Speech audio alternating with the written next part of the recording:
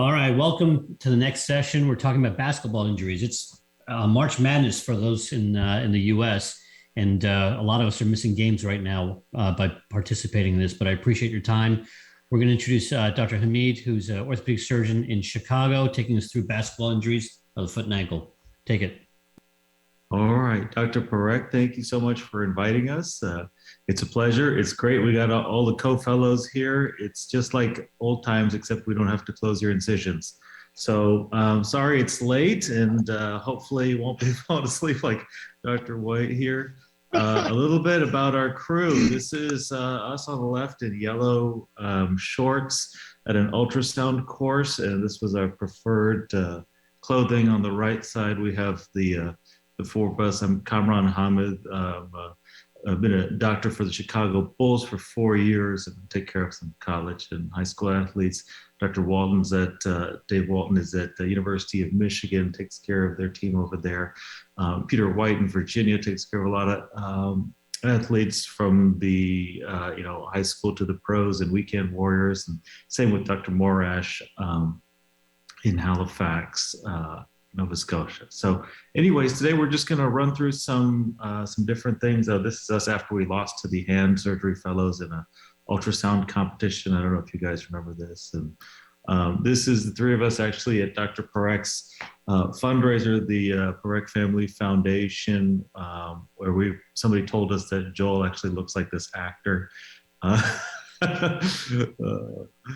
then this is us. We showed up at conference one day at 5:30 a.m. and all the attendings came. So we're just hanging out over there for a little bit. All right. So I wanted to kick off with a common basketball injury. This is a Achilles rupture in a weekend warrior playing basketball. Classic story, except this guy ended up deciding to go around and get multiple opinions. And by the time he showed up to see me, I was his seventh opinion, I think, in 2 months. And so he's at this point in the subacute or neglected range. And so anyways, I wanted to toss this out for the three of you to tell me like what your thoughts are on treating a 35-year-old fit guy, weekend warrior, but has been walking around, no immobilization or plantar flexion, no therapy for 2 months now with the neglected Achilles.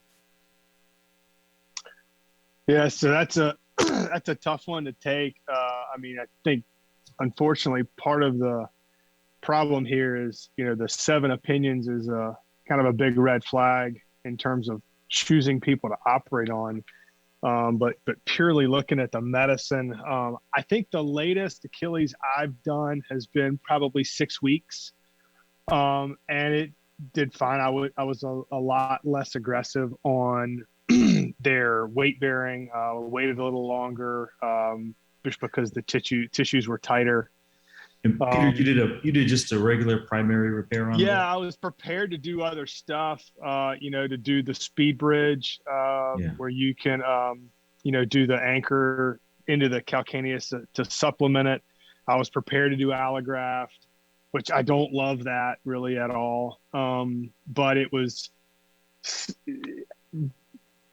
was able to mobilize it really well. I had a little bigger than normal incision for the pars. But again, it was 6 weeks and this person hadn't been doing, a ton of walking. They had been in a boot. It had just been some social issues that had kept them from following up, reasonable stuff. But with this, I would give some serious consideration to not operating on this. That's my point of view. I mean, he's been walking around for a while, and I would say, let's see if you can rehab it. And if you rehab it and get some strength back and you do okay, then that's fine.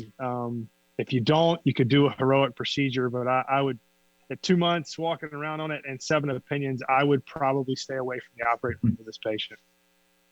Yeah, I think that's a reasonable thought for sure. I've run into this a couple times with people a little bit younger, like neglected 16 to 18-year-olds, and I fixed one of them. And you open it up at this point, and you're kind of sewing butterfly wings together, and it's really one of those situations where the room gets really dark, because things keep pulling through. And really, I'm just trying to reestablish tension and know that my repair is not doing anything, but kind of getting the tissue where it needs to be. And so a lot of red flags on this guy. And I think I would have a serious consideration discussion for, seeing a year how he's doing, then talking about doing like an acute shortening or something. Joel? I agree. I don't know what 7 opinions are, seeing as I only know 2 options for this op versus non-op at the start. So I don't know what else he was getting from the other 5 guys in terms of opinions. But I agree with Peter. We get a few neglected ones that come in at that. I've probably done 5 to 7 weeks where they've wanted to go operative, and I've started with the minimally invasive type of option with the options of doing everything, opening it versus allograft, or even doing a sort of a gastroc recession to help bring that down through a minimally invasive at the rupture site. But I typically at these ones, if they're about 2 weeks, I do get a repeat MRI at that point to see if that proximal end is sort of folded up, or if it looks like it's somewhat still mobile and approximated in a plantar flex position. I feel if it's recoiled and scarred in there, and I'm more prone to want to go in there and somewhat loosen it up and try to get and free up the scar tissue to get them somewhat approximated. Like Dave said, I'm not trying to get a repair as much as I'm trying to mobilize it to then allow that non-operative treatment to work that we know does work with proper rehab, and just have the ends close to each other. If I get a repeat MRI and it looks like they're well approximated, I then just start my typical or functional rehabilitation program at that point, with that day being sort of day 0 going forward. But definitely, like you said, there's a bunch of red flags with this guy that I'm worried about already operating on him as to how he's going to do. All right. Well, I drove right past the red flags, and so but maximally invasive ×2. The idea of the gastroc recession was something I hadn't thought about, and I got from Dave and one of his senior partners, Jim Holmes.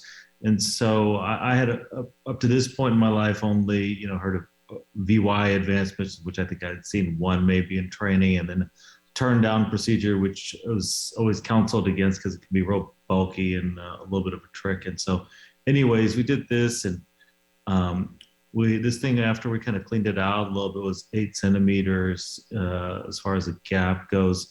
And I don't know, in hindsight, whether I would actually scoop all that stuff out, maybe just try to do what Peter said, non-op, and see how it does, versus maybe take a little bit out and try to tighten it up.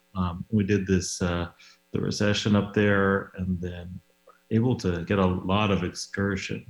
And then this is our resting tension over here at a little fake Thompson's test. And then this is this guy 6 months post-op, and it's all right. I mean, he's still got a little bit of a limp there, but it's okay. Actually, I saw him again. I was outside at the beginning of the pandemic going for a run, and he was actually jogging outside. So I made sure to put my mask on so that he couldn't see me, because I didn't want to talk to him.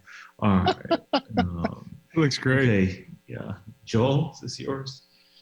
Yeah, this is one of mine here. So this is a 20-year-old actual. Obviously, we don't deal with a lot of basketball players up here, to be honest. Obviously, occasionally the Raptors can win the league, and then we'll just let you guys have it for a bit again. But it's typically if they hurt themselves playing basketball, we put them in a skate and just allow that to sort of naturally take care of itself. But we do have we definitely have some fair level collegiate basketball. And this is actually a player from one of the local college teams. He's a 20-year-old. He had a 1-year history of lateral ankle pain and swelling. But the main thing that was getting him was this new locking and catching that he had in the last sort of year, to the point now where he wasn't able to, he was able to sort of avoid somewhat practice throughout the week and play games. And now he got to a point where he wasn't able to play at all. And otherwise, but no preceding injury besides your classic sort of, I sprained my ankle a few times playing basketball, obviously through the years in high school and what have you. So he presents with this, which again, no sort of tricks in the side, but what looks to be sort of a chronic talus fracture or OCD, whatever you'd like to call it, with obviously some lucency underneath the talus itself. At this point, again, even just starting with some questions early on,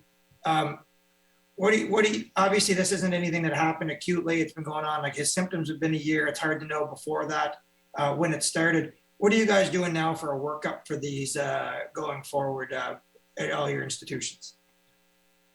Yeah, I think if this is a college player, I'm getting both a CT and an MRI for a couple reasons. One, the chronicity. I'm looking for the viability of the cartilage. The CT, I'm really looking to figure out how big it is and see how much sclerosis we have underneath it. So I think I'm going to get both if it's a collegiate player. If it's somebody I'm trying to slow walk, I'll probably start off with a CT or an MRI and then kind of think about it and then get the next one a little bit after the next visit. But and then go from there, because clearly this is something that's been in there for a long time. Yeah. Yeah, I agree with Dave. Go ahead, Kamran.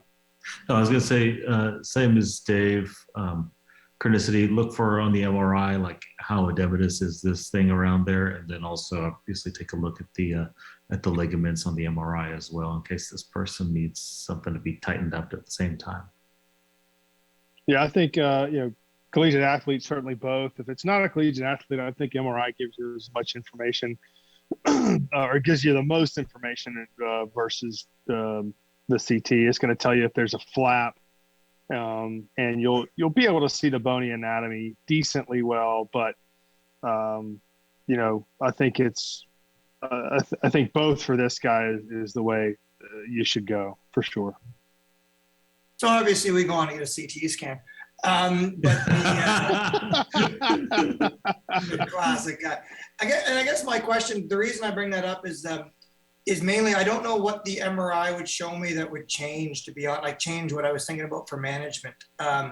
My main concern, I guess, going into it is even if I saw that the cartilage was thin, and now he doesn't have any underlying foot deformity, and he doesn't have he's not complaining of instability. Clinically, he's not unstable. I don't know what I would change if I saw a little bit of edema. Like, and again, for example, he's failed a boot. He's failed sort of 4 weeks in a cast to settle this down and then try to get back to activity. He's sort of at that end point where I just didn't know. Again, I bring this up because I don't do a lot of MRIs for these going forward. A little of it is our institution. It's a lot easier to get CTs or CT specs compared to MRIs. And I just, one of the residents asked when we were sort of doing this case before, and I just didn't know what it would change my management, like what I could see that would change it. But obviously this guy kind of going forward with the case, he's got a lot of sort of cystic changes. We CT spec almost everything up here, so it lights up. So it shows that it's what is your plan now for this and in this guy? Again, he's failed conservative treatment. Like you've tried, he's trying to get back. He's got 2 more years left of eligibility. This year is kind of shot. I think it was about January when we were doing this, or when he presented to me. What are you guys thinking for options? Kamran, if you go back to that CT, yeah.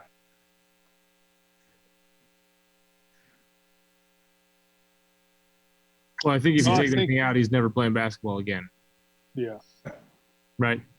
So if you're trying to get him to play basketball, you have to try to figure out some way to keep whatever native cartilage he has, I think. I mean, he may not be playing basketball anyways, but that's. You're just saying that because he's playing college basketball in Nova Scotia, so like he's got 2 years left forever. Is that what you're saying? Yeah, I think with that, the Big Ten. I think with that big bone piece there, I think that's where the MRI would help me. Maybe not so much do I operate on the guy or not. If you already decided to operate on him, I think the MRI helps because it gives you a better idea of, is there a big loose cartilage flap there? Is there fluid that's getting underneath it? Is there a big communicating cyst? Because that's, like Dave said, if you take that out, then, you've got, a third, maybe a quarter, actually maybe a third of his lateral talar dome that's going to be missing. I mean, he may not walk without pain again if you do that. So that's where the MRI, I think, would help to see if you needed to do, could you go in from the side, drill it, backfill it, and to know if you've got to go in from the top to drill the OCD, if you've got any bone underneath it. I think that's where both images help. You could go in from the side and do a brostrum coming out, and I've done that with a lateral talar dome lesions before. It's a good way to get in because you can see it pretty well and get to it. But a scope is going to be hard to deal with something that big. But that's in my hands. So I agree with the guys. Like in my very simple Texas Aggie mind, it's like, is there a cartilage problem? Is there a cartilage and bone problem? Or is there just a bone problem? And if it's a cartilage only problem, it needs a cartilage solution. If it's a cartilage and bone problem, it needs a cartilage and bone solution. It's only the bone needs a bone solution. And so I think this is my guess is that the cartilage is disrupted on there at the periphery. But I mean, very clearly something has to be done about this bone. And I'd agree with Dave. Your best shot is to try to keep this native cartilage and probably the adhered bone underneath there. So I would say in my hands, I think probably, and I would prefer doing an open type procedure like Peter's talking about, which is go ahead and open up the lateral ligament over there. My experience with a few high performing athletes in the NBA and in Division I college that are in explosive sports is that sometimes they may not have subjective instability just because I think they're so strong. And so like, I think the anterior drawer is like, can sometimes be rather untelling, and they may spend their whole life just walking on concrete between classes or, never really gone on uneven surfaces. And so, I don't know. I have a low threshold for tightening people's lateral ligaments, but I think at the minimum, if the cartilage is looking okay, maybe try to lift up and graft that thing and then tack it back down. If it all looks pretty bad, then this person might need some sort of autograft or allograft plug. Dave? Yeah, no, I think if this is the level of elite athlete, you give it a try, right? You try to open it, lift it up, put some graft below it, get some reasonable fixation, and then see what you get. Because I think once you start trying to put anything other than this native piece back down, this guy's not going to be able to do explosive sports. Yeah, and that was my exact thought there, that we'd give it a chance, and exactly kind of what Dave said. I did start with a scope with actually the plan to open it through the lateral hole. I don't know how well these turned up on but you can see there up in the upper right in image 07 where it's sort of elevated up. And then once you put your probe in there, that whole piece wants to just lift up.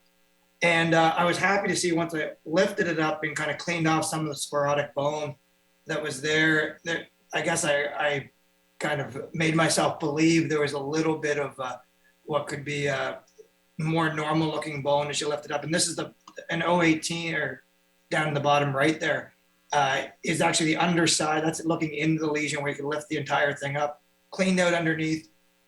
And I thought I took the tourniquet down here to see sort of what I would be able to see if it had any sort of at least to give myself, not that it was going to change necessarily what I did, because I was going to put that piece back, like you said, in an athlete, because I didn't feel if I took it out, he had a chance again to do anything explosive. So we cured it out underneath in that cystic microfracture and grafted it, and then sat the piece back down. And then I was able to plantar flex them enough, and then through sort of a kind of a more of an oblique trajectory, put in a dissolvable screw in the top to hold it. But I completely anticipated sort of going in, looking at it, and opening within about sort of 5 seconds of doing this. But it was just a little bit more visible. I did check his ligaments after, like Kamran said. I do believe that a lot of these guys, I didn't end up doing his ligament. I kind of debated it back and forth. When he was asleep, I still had a negative drawer to him when he was there. So I didn't end up doing it, but I do think that that's probably a thought going forward. And then I think we can go move on from. Can we just show the next one? Yeah. So and then post-operatively, I find these difficult when you have what is an athlete, but also a surgery that I want to like allow to heal for quite a long period of time. So I did cast him for 2 weeks, and then kept him non-weight bearing for 6, where I let him start to range his most range, because I did feel like there was some benefit to him sort of having a almost molding that area in place, not even though it was sort of held down. So I did want him to move with just light active range of motion, but again, non-weight bearing for 6 weeks. And then I progressive weight beared him in the boot for 4 weeks. But didn't let him get back. It was again January, so I told him for September was his plan, or August for training. I don't know if anybody's going to be more aggressive with those or less aggressive, but obviously when you're dealing with the athlete, that time seems like forever, and you feel like you see them in your office every single week for some reason, because they're telling you they want to do more and more, and I do find it hard to kind of keep them back a little bit. But I don't know if anybody's more aggressive or less aggressive with some of these. No, I think this is your one shot on this guy, right? So I would hold him, at least 6 months. I think. Yeah, this would be a medical red shirt. Yeah. And hope you can. I mean, for the next year, because that's. I mean, running on this before 6 months, I think I'd have a hard time doing that. I'm on the same page. I think this exactly what I would do, Joel. Beautiful. It actually did. I was very skeptical when I did this, and you put those dissolvable screws in, and I'm just worried that I'm making actually like a cyst in his by drilling this out and putting this in. But he actually healed quite well. I went on. I couldn't upload. I have a CT that showed that it actually filled in fairly well. I never repeat. I do have an old MRI of him too. I just didn't want to use it because I knew you guys would all MRI him, and I typically don't do a lot of MRIs. But he filled in quite well in his CT scan, and he played the next 2 years, and then obviously again, as you guys pointed out, that was his career after that. But it's a good thing the resident was there to do the case for you. Huge win. Yeah, this is that's great. Big time, Joel. That's absolutely incredible. Phenomenal case, Joel. That's great. Oh, well done. All right, 12-year-old female with left posteromedial talar OCD. So she comes into clinic on a knee scooter and crying because this thing hurts so much. And she plays basketball, and she's also a swimmer as well. And anyways, so she has done all sorts of non-operative stuff, booting, casting, etc., and was told she needs surgery and came to me. So I guess the question is, how do you guys approach these? This is a posteromedial one, so you get a sense of like, it's in the back half at least of the talar body. It's sitting there on the shoulder. So yeah. You guys have how do you go about these if you're going to operate on them? Oh, I think this is tough. The open physes really scares you. A 12-year-old female, she's got some growing left to do. What I usually do is I call my friend who tells me exactly what to do, because he has the case series of these. So I wouldn't spoil it, but yeah, I think what you got to do, and it worked out well, right? So I think you got to avoid that physis if you can. That thing is still wide open. So sneaking around. Mm-hmm. Sorry, go ahead. No. I don't want to steal your thunder, but no. I was gonna say, would you guys ever scope this? I can't get any good tangential fixation from a good scope, and a posterior medial scope and a 12-year-old makes me a bit nervous. Sure. I'll show you, I guess, since we've discussed these types of ones before, Dave. It's like, this is a little posterior medial approach. Incise the sheath around the post-tib tendon, and then actually pull, instead of going in an internervous plane or getting anywhere near tiger country, just pull the post-tib tendon back and use it to protect everything else. And then have a friend dorsiflex the heck out of the foot. You can take a look. In this kid, we did a transarticular drilling and poked some holes in there, and then put it in tapped and put in an absorbable screw like Joel did in the case before. And at 3 months, she's walking around. I don't know why her socks are different, but she's got no pain, barely hurts. Then we actually got her back to sports. Not without a lot of drama, though. And in Michigan, we call it the Croc sign. Oh, yeah, the cross. That's a great case, Kamran. That's a home run. That's thank awesome. you. Thanks. Joel, is this one yours as well? I think so. Possibly. Obviously, I didn't add in the actual. Yeah, I added in some photos because your slides were so boring. Yeah, I don't disagree. I had a quick question though, Kamran. What are you drilling that with when you do it? Like I know you showed that case to us Yes. back when it was going on, and obviously it's I think that's a fantastic result you got from it. But obviously, if there's any fluid, like I know that Dave, you have talked about some case series there between the groups. Is there anything in that MRI that's making you do anything different? Like if you had a bigger fluid collection, you know, you sometimes have the those congenital looking, you X-ray both feet and you realize that you have it's bilateral but only one symptomatic. Is there anything that MRI could have showed you that's going to change that? Which I think is like I said, I think that's when people ask me how I was going to deal with this at our kids hospital here, this is exactly what I say, and send them your PowerPoint with the clear pictures of how I do it. Wait, what, like if you had a bit like, I guess if you had more of a cystic changes underneath, now unlikely in a 12-year-old, but is there anything making you in this adolescent population want to lift that and graft it? Or are you always thinking that drilling in these young people may fill that in?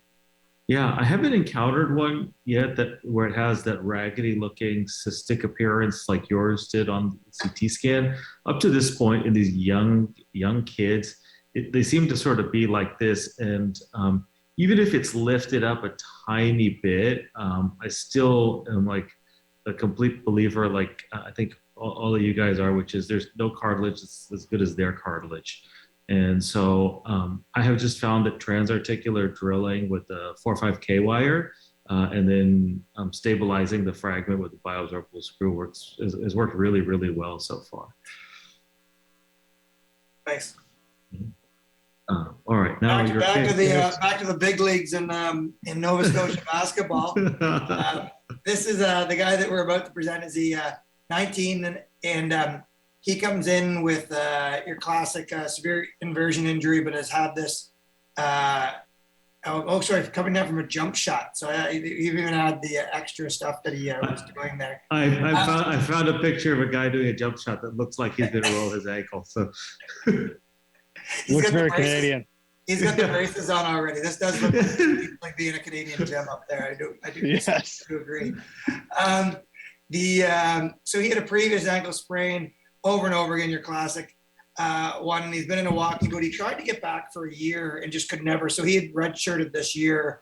Again, for us, it's probably he's got 5 years of eligibility, and then that most likely will be the end of his basketball. But he was hoping to quote unquote get over to Europe after he was done, but couldn't play for the last year. So he comes into us with feet that look like. I'm sorry, one sec. There we go. So this is his left side, and you can see clearly sort of that 4-foot driven, but cavus looking foot with that more horizontal subtalar joint going forward. And then obviously the MRI, we do them once in a while if we have a year and a half to wait to get them. And he has this chronically torn ATFL, and ligamentously, he's one of those patients that you can shuck right out. But what was important to me was this underlying foot deformity that went along with it.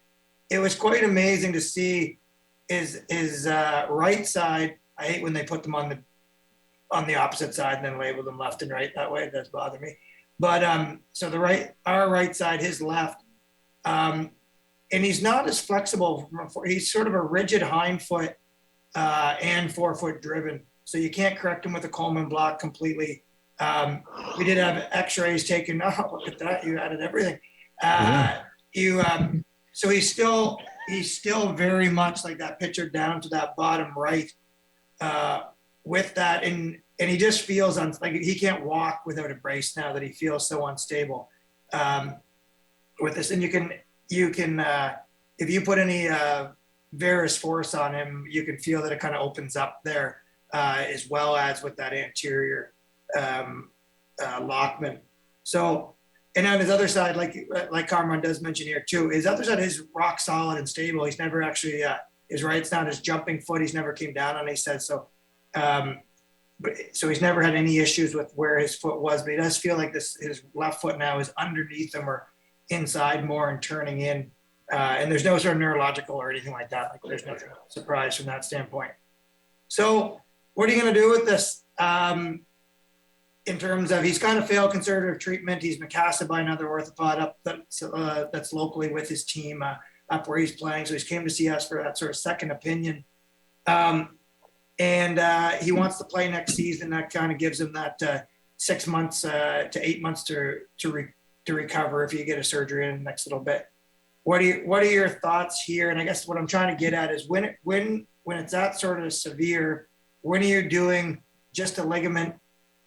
When are you going after his deformity underneath it, knowing that was sort of the foot that got him to the collegiate level in the first place, and is sort of his jumping foot is in sort of what's keeping him a step ahead of the other people who weren't at his level. When are you saying I'm going to try a brostrum? When are you saying I'm going to add something else to it, such as some sort of fiber tape or allograft? And then when are you going to attack the foot with something? Like I said, he's forefoot driven, but his hind foot's also forefoot driven and rigid in his hind foot. So you can't correct him just through his forefoot to even close to neutral. Like he's still in varus with his in his Coleman block.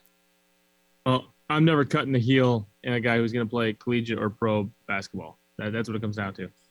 You guys have heard that before 5 or 6 times, but yeah, never cutting the heel. So I'm gonna do a brostrum. I'm gonna add in some kind of augmentation, and then see if we can get him through, because I don't think he's going to be explosive. I think he's not going to be the same after you cut his heel. I'm going to I'm going to play the devil's advocate here and say that I would cut the heel, but that's where I draw the line. So I don't think I would do anything in the forefoot, but in my mind, repairing the guy's lateral ligament and doing some sort of augmentations probably is going to be enough. But I think there's going to be that guy looks really, really varus. And so I feel like I just like to take a little bit of the lever arm off of there and let that ligament heal up a little bit more easily. I like the calc slide because I think it changes the lever arm subtly. And I haven't seen one go on to non-union yet. I'm not sure if you guys have or not. But anyways, so that's what I do. I would be too scared to really do a whole lot more. And I don't think I could get myself to do anything in the forefoot, but it's just what I would think. Peter? Yeah, well, I think it's hard to expect much longevity out of repairing the ligaments if you don't change some of the bony anatomy. I mean, Dave, I totally get the cutting the heel thing. The thing is that he can't play anyway with where he is. And so I think if you just fix his ligaments, I think you're not protecting the repair or the reconstruction. You can make the argument that using, the tape, reconstruction device du jour, you could use the Arthrex device, which I use if I need it, or if it's a revision or a really lax person. I think you could add that, but I'm with Kamran. I think I'd have to protect his repair by cutting the heel and slide it over some, because he can't play anyway. If I just do his ligament reconstruction, I think that's going to fail early if I don't do something bony. And I would also tell him, this is probably not going to be the last operation on your ankle if I just do the ligament. Because, I mean, you might be able to get him a few years, but I don't think it's going to last. Maybe you get him a couple years of playing in the pros, but one bad ankle sprain and he's, right back where he was. And long term, I think he's going to need something else done. I should be clear. Like, this is one of those things where it's like your practice is shaped by your last complication. And it's like, after being marked by a couple of these, I'm like, who's got their heel? But this, this is the sort of drama and adrenaline that people come to the Parekh Family Foundation for. So, all right. So, all right, Joel, you want me to keep moving? Don't do what Dave said. Yeah. So spoiler alert, I cut everything. And you guys think we just cast people up here. So I agree with everything you guys are saying. We had this conversation at length with him and his trainer and everything that goes along with it, and his parents that had come in from, I forget exactly where, but I didn't feel that if we did the lateral ligament, kind of on the lines of what Peter's saying, I didn't feel like it was going to be enough to do anything. I felt like it was going to be one jump away from just, because he came in with, like, even that hindfoot view doesn't do it justice. He looks like he has CMT, almost like it's one of those sort of patients that came in versus now he didn't, and he actually had neuroconduction studies done at some point when he was I think 2 or 3 years ago when he came over to start playing because of his feet and the shape of his feet, and when he started to roll his ankle and the weakness. So that was all negative, but I didn't feel like he was, it takes me a lot to do this, Dave, like you said, I think, and we basically said, listen, now he's also I'm not going to ruin the stereotypes of Canadian basketball, but he was like a 5'8", shooting guard or what have you. So ultimately, we talked about, and then we did an allograft for his ligament. Once we got in there was nothing there. So I say once we get in there, we did it percutaneously, so we didn't actually get in there to look at it. But you assume there was nothing in there. I looked at the MRI, which I get once every 4 years, and said that looks like it's going to be weak. And but I didn't think that his actual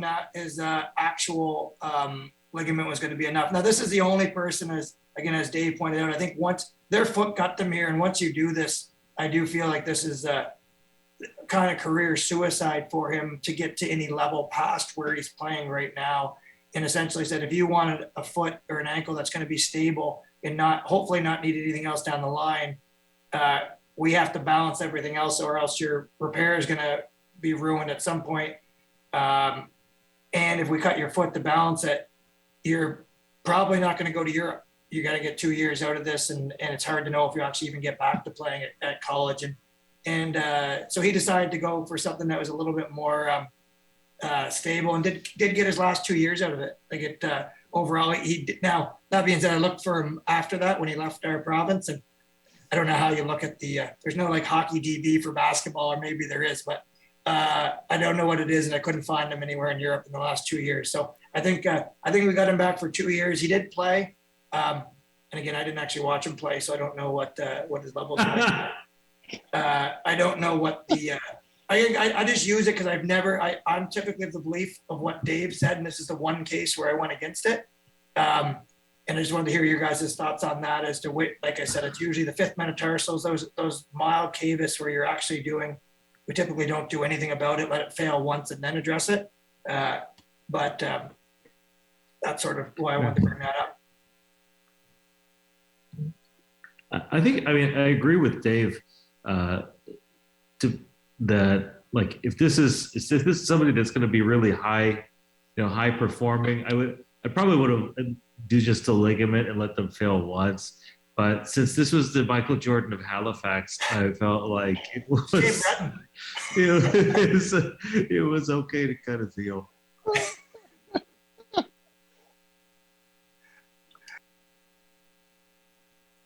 Looks good. If he wasn't a basketball player. Yeah. Like, it's the type of thing you want to do on somebody who doesn't play basketball. Yeah.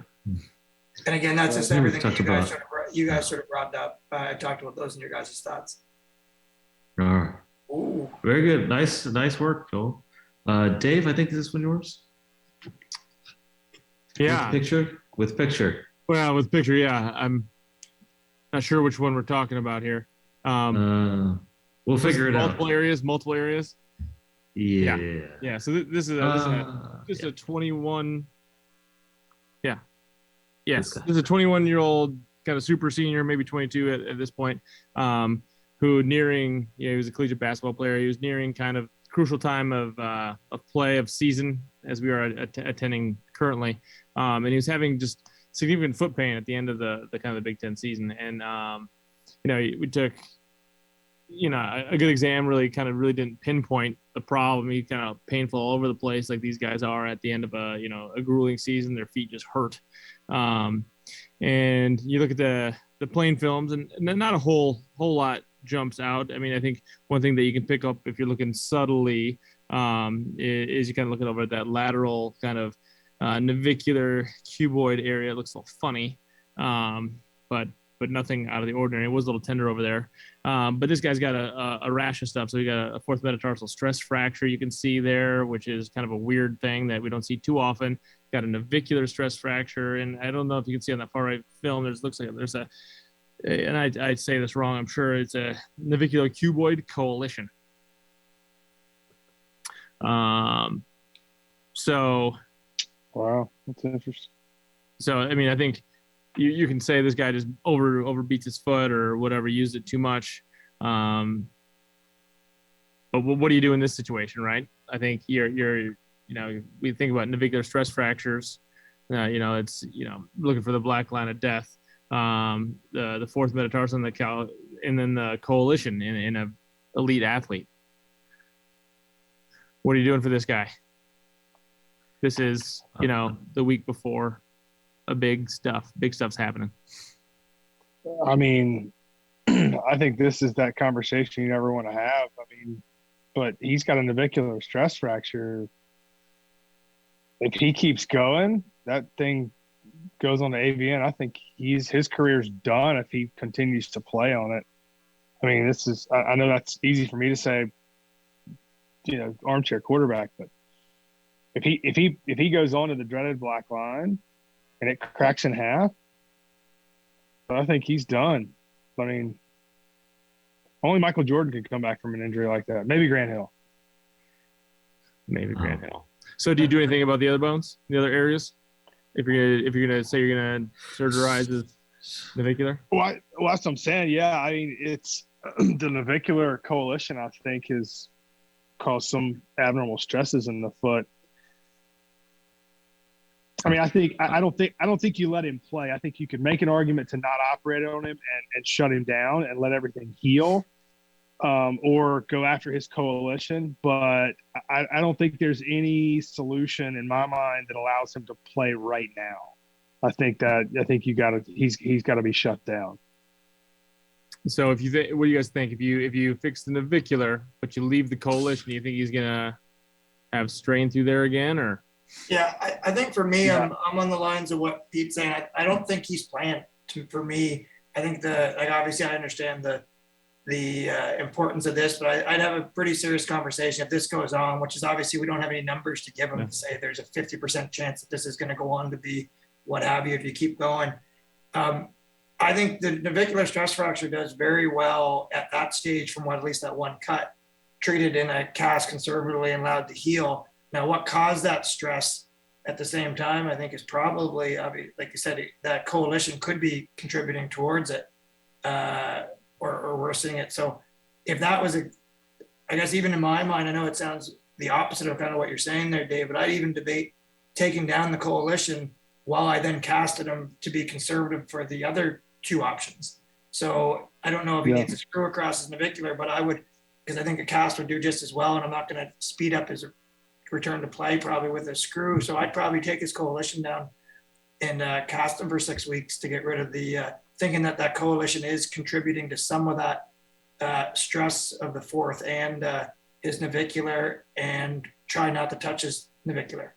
But I don't know if that's a popular thought or not, but that would be kind of where I would be going. And I tell him if I was going to operate on him, I think if we made the decision we're going to go to the operating room, I think the primary reason would be to take down the coalition. And if I'm going to be there, I would put a screw across his navicular so fast and make your head spin. If I'm going to be there, for sure. You're a fee for service down there? Sounds like You private make lesson to me. a lot of money off that one screw. Yeah, I think that I would.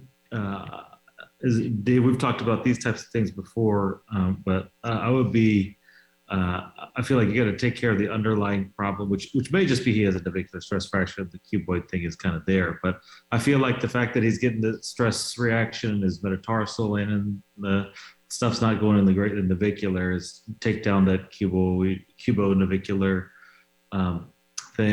coalition, and then I'm in the Peter camp, which is I just fire screws across navicular with a reckless abandon. So.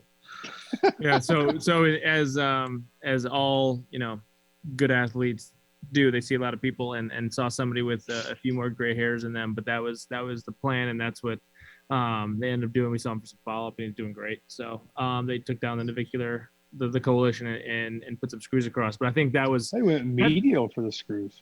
that's the I think the fracture line, when you look at it, the most of the edema was over there, but Oh, okay. All right. it was a little bit different than traditional. But I think for me, the tipping point is, you have that navicular stress fracture, but it's also affecting the entire lateral column, right? So the whole lateral column with the fourth metatarsals off. So if you're not doing something for this guy, he's going to go, play one month in the league and have the same problem. So I think getting down to the root cause is a tough pill to swallow, but I think you got to do it. And I'm glad he found somebody great to do it. Maybe on this call, I don't know.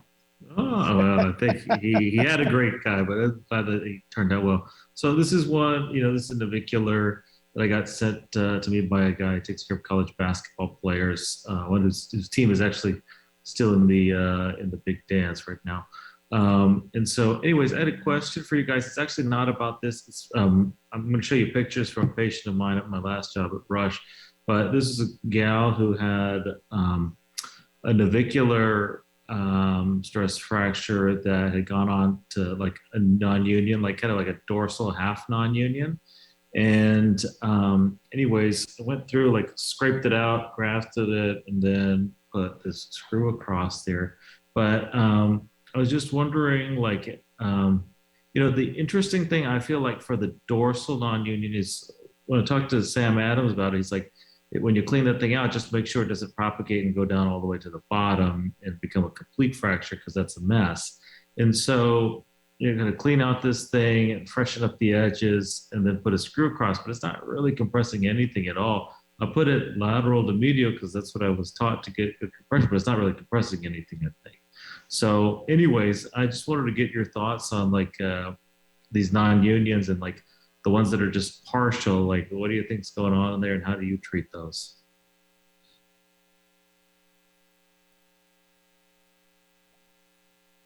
I do exactly what you kind of did there. Obviously, I think there's different levels of them. Like depending on the amount of sclerosis they have, or like if it's a early stress fracture that it's not complete, versus if it starts to have that Mercedes symbol with that sort of necrotic piece up top that I'm going to remove. Versus if they start to see some subchondral or sort of some cystic changes through that whole fracture line, but the joint still somewhat appears well. And that's sort of, I guess, in my limited experience, and I haven't done any since I've been back, but that would be when sort of Professor Nunley would turn around that vascularized cuneiform graft to sit right there with that necrotic. Now I haven't. It failed miserably. I wouldn't be doing that myself for my training. So I don't know if I changed anything to what you did. If you go, like you said, you don't want to propagate it down, but I basically cleaned it out, drill it, and then, like you said, from our training, it's lateral to medial because you're kind of going from small to big, and in the area that it's kind of that oblique line classically where that dorsal lateral screw is compressing, at least in that line of where you are. But I don't have anything impressive to offer outside of that. Yeah. The nice thing is having a fellow do the case with you is they perforated that area a lot with a few K wires first before we got it right. Yeah, I had one that happened like this in reverse order. He had the stress fracture that went all the way down. So I opened it, fixed it, and then he healed everything but the dorsal half, or but the dorsal third, and it was still really painful. I mean, big offensive lineman, and painful to the point where he couldn't function. So I had to take him back and do just what you did here. But I left the screw. Actually, no, I think I took the screw out and put a bigger one in. But again, I think maybe to treat me, because you're not really compressing anything, but I couldn't leave it without some fixation. All right. That was an supranaviculary in a NBA player. All right, Dave, I think this is another one of yours, and we'll try to rifle through this and then get to Peter's real quickly if we can. Yeah. Okay. So this is kind of one of the more classic things. So that we're seeing another 20-year-old high-level collegiate player with lateral foot pain. You can keep going. He had this kind of non-trauma related lateral foot pain. You can see there's a subtle Jones fracture there, zone 2-3. That's propagating. Obviously, not a huge fracture line, but these high-level players. Are anybody going to leave this thing alone? You don't see true fracture line. We see that kind of that thickening of the cortex. You see some, the appearance of a initial fracture on that lateral cortex. Anybody leaving this alone? No. Well, obviously it wasn't me. I'm not leaving. I don't think I would. If it looks like there's some sort of reaction over there and they hurt over there, screw. Yeah. So screw orthotics afterwards. Yeah, that's what we did. And I know that looks like a wimpy screw, but this guy was huge. So this is a 5.5 screw. I thought maybe I could have gotten a little bit more inside and whatnot, but I thought I was doing fine. That's perfect. Oh, that's great. Yeah, well, and the story goes on. So as it tends to do, so he was doing well. Returned to play. It was I thought I was early in the job here. I was like, oh yeah, I'm the next big thing. Doing good. Had an inversion injury and hurt himself again. So I thought it was healed. Now who knows if it was completely healed before. We did get a CT scan that did show that it was fine, but now he's got this lateral sided pain again. And it looks like kind of right in that area we're looking to see a little bit more of a reaction. I don't think the screw's bent, but it kind of makes me nervous. He just had a recent wrist surgery, and so we had a long conversation about what do we do? Take him off it? Do you try to fix it and get a bigger screw down there? So I don't know if would you guys intervene early, do something different? How bad was he hurting? He was hurt. He couldn't play. So, he was unable to compete that game. In like 2 more games, we kind of rested a little bit, tried to practice. I think one of the nice things is it has the screw in there. It's not broken. Yeah. And so it's still stabilizing it. And this guy's foot looks relatively plantar, right? Yeah, it's kind of those when people that have size 15 feet, right? It kind of has this skew to it, but it's. I think I would have done what you did here, which is vitamin D bones 10. I don't think I slept well because I was just imagining that screw breaking and trying to figure out what to do from there. But that's what we did. His vitamin D was like in the 30s, so we tried to ramp it up a little bit. Bones and throw the kitchen sink at it. So he did well. Returned to play for a little while. I think he got maybe 6 or 7 more games under his belt, and then had recurrent pain again. What do you do now at this point? Oh, good. Sorry. Oh. So CT scan looks like it's like 90% healed. Got this little crack down there. And who knows what what asymptomatic people look like from that. But recurrent pain, so I think you got to do something. Yeah. I was thinking that. I was thinking if the CT scan shows that's healed, I don't know what else you're you're putting a big screw down it for. You don't have a lot of extra room there once you take that out to put your 6.5 screw down there, or your 7.0 you're starting to put a IM rod down there to basically in this guy, and then what if that breaks again, in his vitamin, I'd be worried about where your bailout would be if you did something else and then he's showing you that you could plate it already. Yeah. But you could plate it. You a shorter, fatter screw, or you could plate it. Yeah. Yeah. Yeah. Well, I mean, Yeah, Good. I don't know. You could also do a Joel Morash and get a spec CT scan and see if this guy is it's just psychosomatic. All right, It, let's it is truly what I would get to see this. If it didn't light up, I wouldn't do anything about it. Yeah. So, I mean, the way I looked at it for me was that this is going to be back and forth, and he got to do. He wasn't able to play, so took it out, put some crest bone graft in there because I thought this thing can't go to non-union again or fracture again, and then put a 6.5 screw down. And it had to be a little bit shorter, but yeah. So and as far as he's since left, but I haven't read about anything in the papers about needing that changed. Hey guys, great cases. 2 minutes, but I got a question for you guys from the crowd. With regards to the navicular, you showed that screw for quote unquote compression. You guys ever think about putting a dorsal plate on that navicular along with the screw? And if so, when do you decide to do that? Yeah, it's a great thought. So I would say, I think that if there was some reason to think that you're not going to be able to compress that, and it's a true fracture all the way down, and you're almost like trying to tension up there, then you could add that as perhaps an augment to a screw if you felt like your screw was compressing down below. Also use it if they're more comminuted fractures and you need to get fragment-specific fixation. But otherwise, I've been relatively pleased with the navicular screws. I don't know about you guys. Yeah, for that fracture pattern, I think the screw is fine. I think the hard part is the dorsal half that doesn't heal.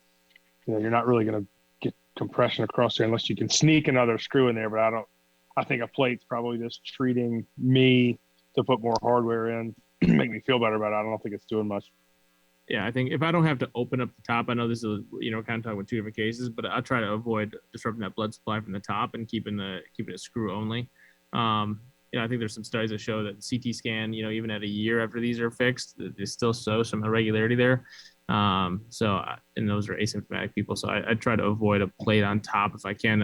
And then again, if it recurs and it has more pain, it's really hard to image. So it's hard to know what's going on. But I think it's a good thing as far as bailout or revision situations. Yeah, I've stayed away from the plates as well. I typically think that lateral to medial screw does the job. And if it's gapped on the top, it's usually from that necrotic piece that's there. You can't compress it because then it becomes anatomic, or it becomes non-anatomic at the top if you're trying to compress that area that you kind of cleaned out. So too much at the very, very top. So I've stayed away from plates. Excellent. Well, thanks, guys. It was great to see all of you guys. Thank you. Thank you for having us. See you later. Thank you very much for having us. We do want to thank you, thank Greg for sponsoring this past hour, and we'll see you in the next hour. Thanks, everybody. All right, guys.